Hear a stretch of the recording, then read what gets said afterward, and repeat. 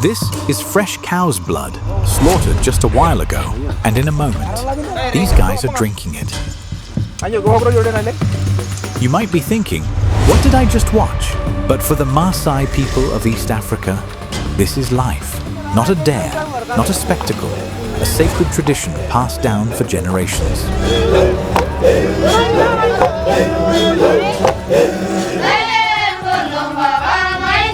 We drove for hours from Arusha, deep into the untamed beauty of northern Tanzania, to meet a tribe as iconic as the African savanna itself, the Maasai. Tall, proud, and wrapped in color, their presence is magnetic. But beyond their beauty and grace lies a food culture that will challenge everything you think you know about eating. And what we found shook us. This is not just a meal, it's survival, it's ceremony, it's identity. Come with us into a world where life revolves around cattle, tradition runs deep, and food is unlike anything you've ever seen before.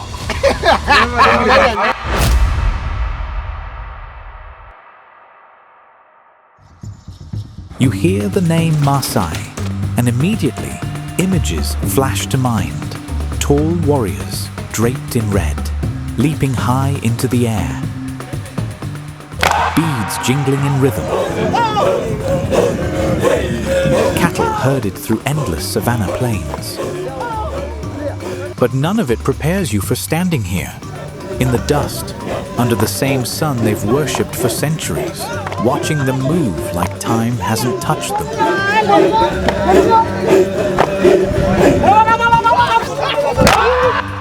They are one of Africa's most iconic tribes, the Maasai, a Nilotic people spread across Kenya and northern Tanzania. Today, they number around 8 million, and while many other tribes have merged into modern life, the Maasai continue to walk their own path, proudly.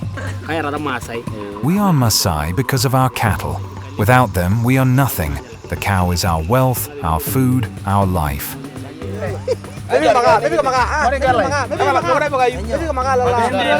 And that isn't just a poetic line. Here, your status, your legacy is counted in cattle, in children, and in the land you move through. The Maasai are nomadic pastoralists, which means they don't stay in one place for too long. Their lives revolve around their herds. They follow the rains, chasing fresh pasture. A mobile society with homes made from mud, sticks, and cow dung, built by the women, arranged in tight circles, always protecting the cattle in the center. Polygamy is common, in fact, expected. The more cows a man has, the more wives he can support, and the more wives he has, the more children to help herd and grow the family legacy. It's not just tradition, it's survival. I have 3 wives. My father had 7. My grandfather had more than I can count. Each wife has her own house, her own cows, but we are one family.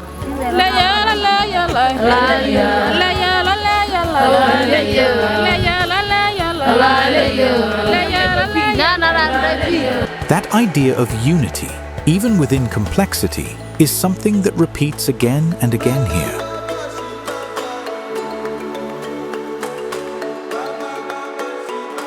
The Maasai speak Ma, their native tongue, a lyrical, rhythmic language that carries stories across generations. Most also speak Swahili, and many, especially the younger generation, speak English too. Their religion is a blend of traditional spirituality and Christianity. At the core is Enkai or Ngai, their supreme god, who comes in 2 forms. The black god, Enkai Narok, who brings rain and blessings, and the red god, Enkai Nanyoki, who brings drought and hunger. They pray for rain, not for riches, for cattle health, not personal wealth. When I pray, I say, Enkai, protect my cows. Protect my children. That is all I ask. Not gold, not money, just rain and peace.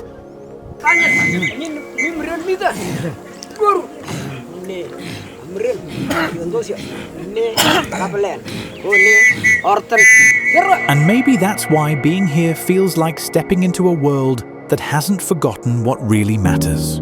Their society is built on age sets, organized stages of life that come with specific roles. Boys become warriors, known as Morans, around the age of 15, after a painful public circumcision ritual, done without anesthesia. They are not allowed to flinch, not allowed to cry. Strength is everything. As Morans, they are responsible for protecting the village and the cattle. They wear their hair long, intricately braided, adorned with red ochre. When they eventually graduate into elderhood, the hair is shaved off, a symbolic shedding of youth. I jumped higher than everyone in my age set. That is how I earned the beads, and I did not move during the cut. My mother cried, but I did not.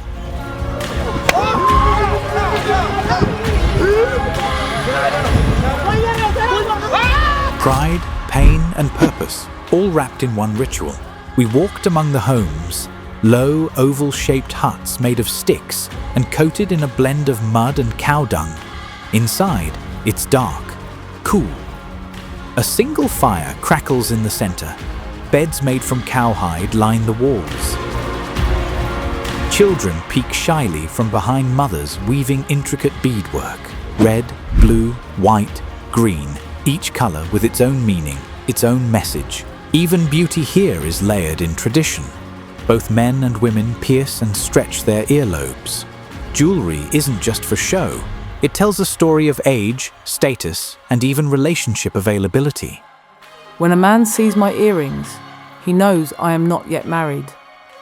My mother made these beads for me when I was a child. I will wear them on my wedding day.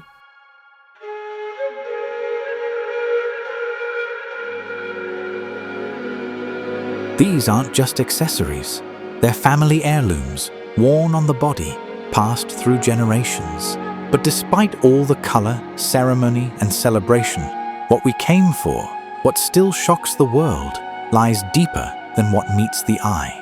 Because beyond the warrior dances and vibrant clothing, the Maasai practice a food tradition that pushes the limits of what many would even consider edible. They drink blood, fresh, raw, sometimes warm, sometimes curdled. Cow's blood, drawn without killing the animal, mixed with milk and passed around in shared calabashes. But that's coming up in the next section. For now, know this. To understand why they drink blood, you must first understand this. Here, food is not just nourishment. It is ritual. It is medicine. It is power. And in the world of the Masai, it all begins and ends with the cow. We've all heard of blood sacrifices in the stories of ancient civilizations. But this isn't a tale. This is real. Right here. Right now. In a flash, the blood is drawn, but not from a death. No, the animal lives. The sacrifice is alive. This is the bloodletting technique that keeps the Maasai strong. No harm done. The cow will live, but the Maasai warrior, he thrives. We don't kill the cow to get the blood. We simply nick the vein. The cow doesn't die. It just gives us what we need to stay strong.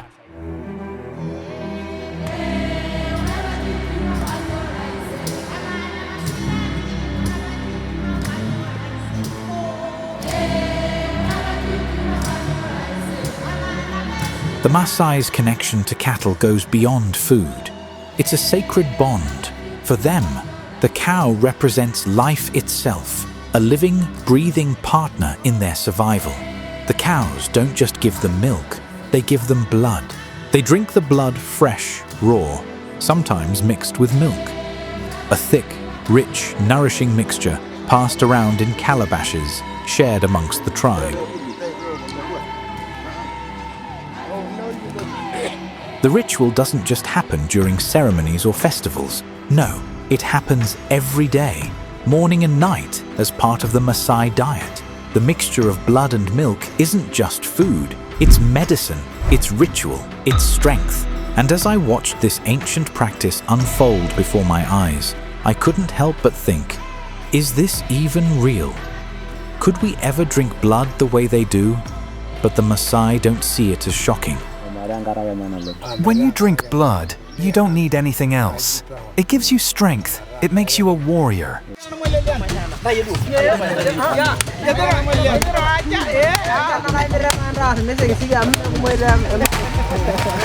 It's not just the warriors who drink. The elders do. The women do. The children do. Blood is life. Blood is shared. But let's pause for a moment, because it's easy to think. This is just for the warriors. This is their secret. This is their power. But here's the truth. The entire Maasai way of life revolves around this very ritual. Blood isn't just for strength. It's used to heal. When someone is sick, we give them blood mixed with milk. It helps them recover quickly. It heals wounds. It gives energy. This mixture isn't just food. It's a medicine, a cure. It's what keeps their society going. It's what has kept their culture intact through centuries of hardship. And the cow? It's not just an animal. It's part of the Maasai's identity.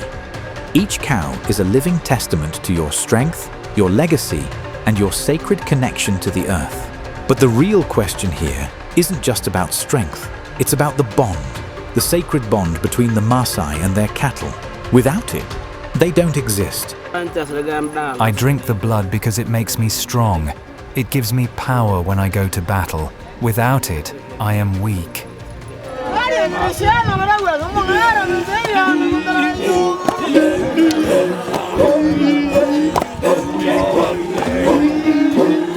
And that's the truth of it. They don't just drink blood because they can.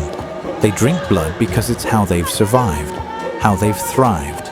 For centuries, this ritual isn't some ancient relic lost to history. It's living, breathing, enduring. They've survived famine.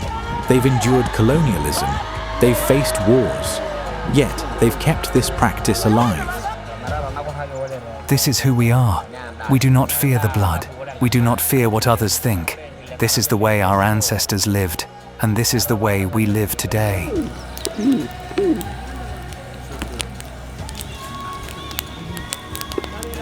So when the world stares, wide-eyed in disbelief, when the question arises, why drink blood?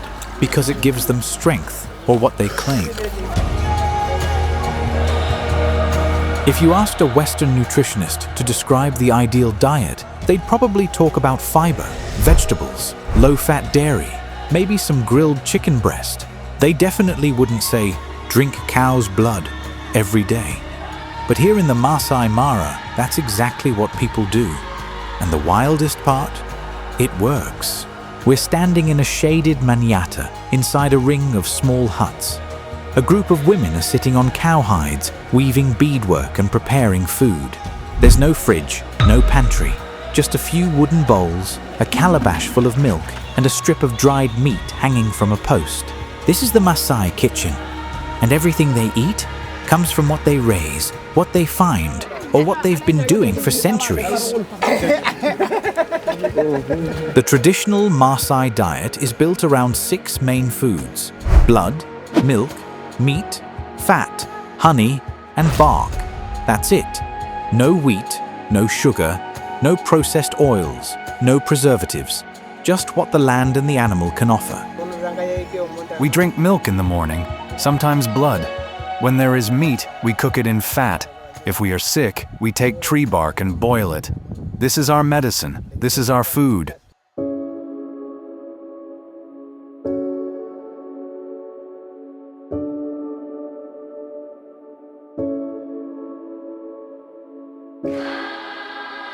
Milk is the base. Always milk. Fresh, sour, or fermented.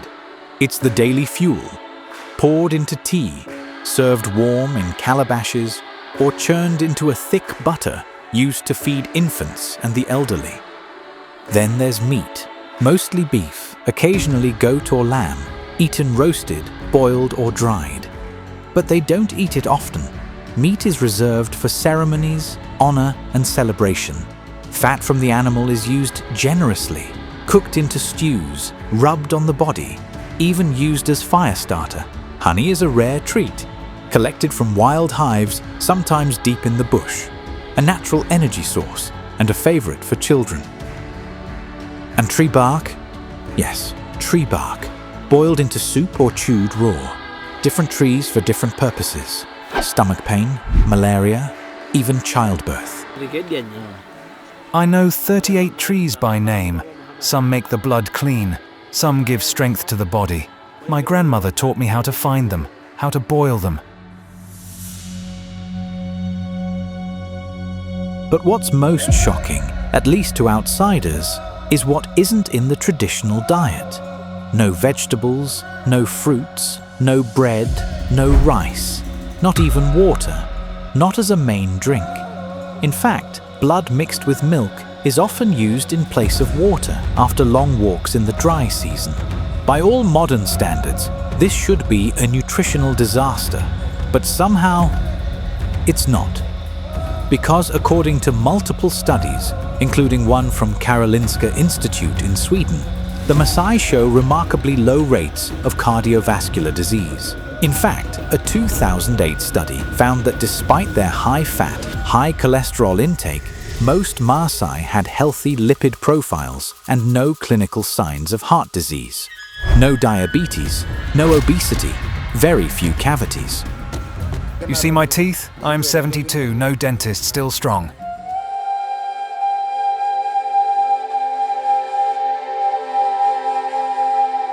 So, how is that even possible? Some researchers believe it comes down to genetic adaptation. The Maasai have evolved over generations to digest high levels of animal fat and protein. Others point to their incredibly active lifestyle, constant movement, and exposure to clean, unprocessed food. And then there's the cattle. These aren't industrial cows. These are zebu cattle, leaner, stronger, grass-fed. Their blood and milk are far more nutrient-dense than what we get in a grocery store. We walk, we run, we do not sit in chairs. The cow gives us clean food. You eat food from boxes, we eat food from life. But life here is changing. As climate shifts, herds shrink, and grazing land disappears, many Maasai have started adding new foods to their diet. You'll see maize meal, used to make ugali, a thick porridge that fills the stomach. Some eat cabbage, known here as goat leaves, and small amounts of rice or beans. I like blood, but sometimes my mother makes ugali. We eat it with milk. It is good, but it is not Masai food.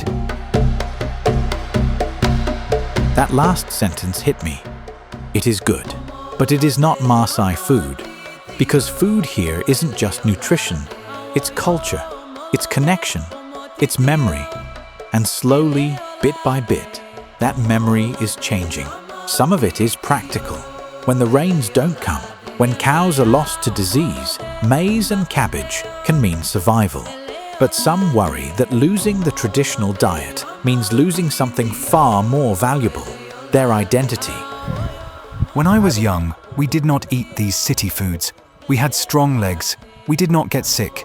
Now, our children have stomach problems. They ask for sugar. They get tired easily.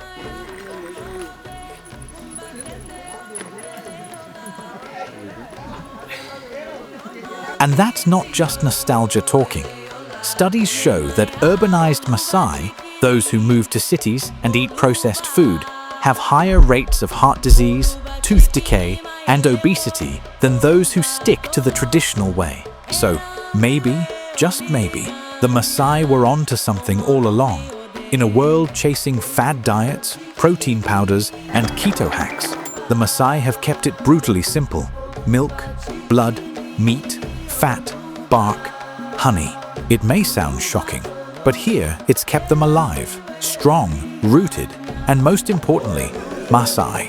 It's easy to think of food as something separate, a meal you sit down for, a thing you do between the real parts of life. But here among the Maasai, food is life. It shapes where they live, how they marry, what they believe, even how they dance.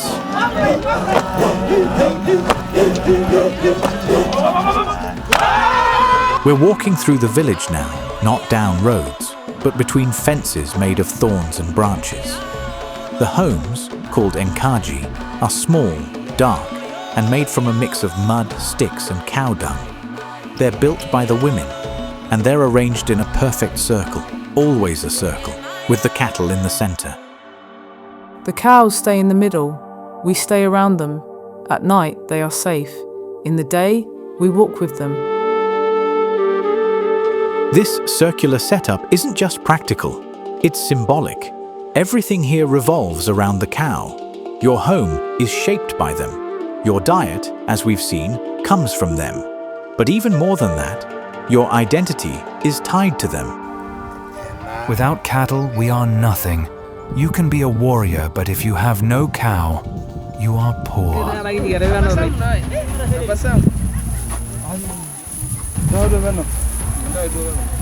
Marriage here? Paid in cows. Respect in the community. Measured by how many cattle you own. When someone dies, a cow is slaughtered. When a child is born, milk is poured on the ground in blessing. Even forgiveness between families often ends with cattle being exchanged. Food is not an act of consumption. It's a currency, a connection, and a code. And then there's the music. The women sang in circles. The men have something different. They lined up, and then the jumping began.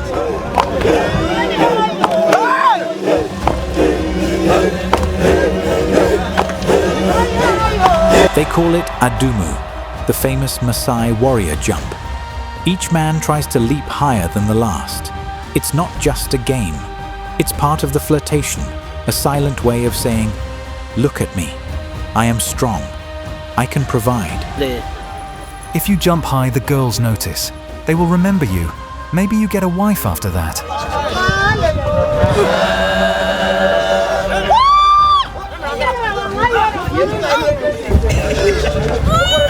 There's no alcohol here, no loud music, but the energy, pure fire. And at the end of it all, a bowl of blood and milk passed around. One by one, each man takes a sip, a ritual, a reward, a reminder. This is what sustains us. Every tradition has its weight. The Masai way of life, so full of beauty and strength, also carries shadows. In between the dancing and rituals, you start to hear murmurs of hardship, of pressure, of change. And when you sit down with the warriors, the Marani, you realize just how deep those pressures run.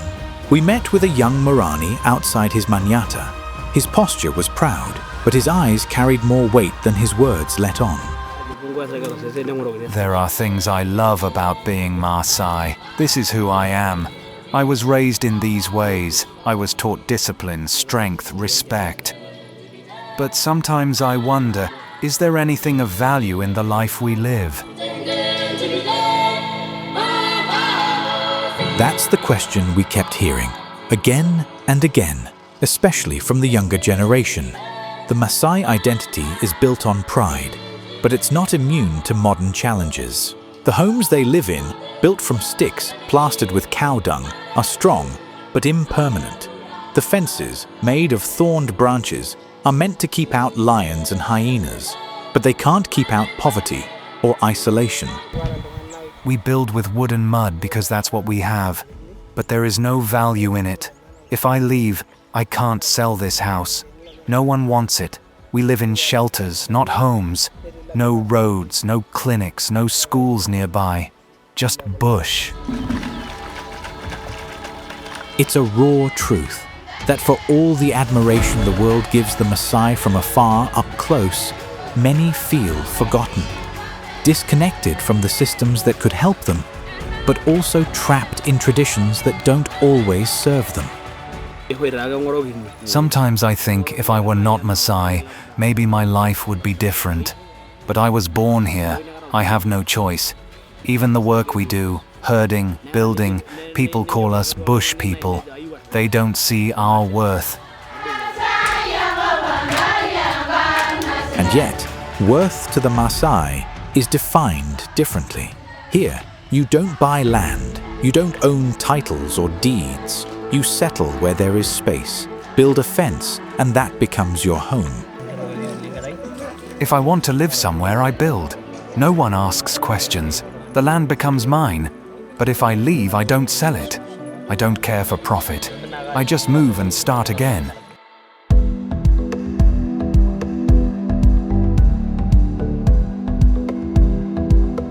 It sounds romantic, that kind of freedom, but it also means a lack of long-term security. No bank loans, no land collateral, no intergenerational wealth, just cattle and tradition, and even those are under attack. Masai people of Tanzania gathered to protest an effort to evict them from their own land. As we touched on earlier, in 2022, a massive land conflict erupted in Loliondo, Tanzania. The government, backed by investors allegedly tied to the UAE royal family, attempted to turn traditional Maasai land into a private game reserve. The result? Evictions, violence, displacement. Over 150,000 Maasai now face the threat of removal. Many already have been. They came with guns. They said this land is for the tourists now. But who will protect the cows? Who will care for the land if we are gone? The tragedy is layered. The same land that's being stripped from the Maasai is land they've preserved for centuries. The wildlife that the world comes to see. It thrived here because the Maasai never took more than the land could give. Now, they're being told they can no longer stay. And even within the villages, cultural walls remain. The division between men and women is not just symbolic, it's enforced. We do not sit with women. That is our way. In meetings, men sit here, women sit there. Even when walking, we separate. This is what we've always done. It's hard to ignore the silence of the women in most community discussions. Even the homes are designed with hierarchy. A man's first wife lives near the entrance, Tatini. The junior wives are placed deeper in Kediani, the inner section of the homestead. Even space here tells a story.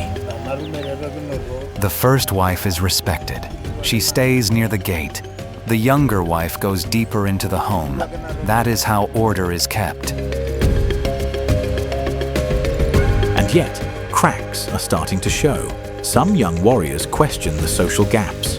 Some women push for education, for healthcare access, for mobility. But they face the friction of centuries. Even the food, their sacred blood and milk, has become a metaphor for what they're fighting to preserve. You asked why we drink blood. It is food, but it is also medicine. After birth, a woman is weak, so we give her blood. It gives her warmth, it brings her back, it cleans the body. It is from the cow, it is from the land, it is from us. The world is changing, fast. Tourists come for photos, governments come for land. Modern life creeps in.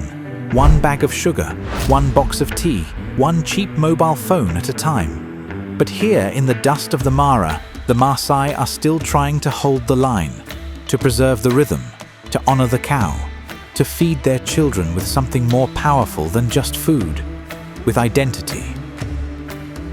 We came here for the shock. We came chasing the headline, "They drink blood." And yes, they do. We saw it with our own eyes, smelled the iron, held the calabash in our hands. But what we didn't expect was to stay for the culture. And that story, it's not about blood, it's about bond, to the land, to the animal, to each other.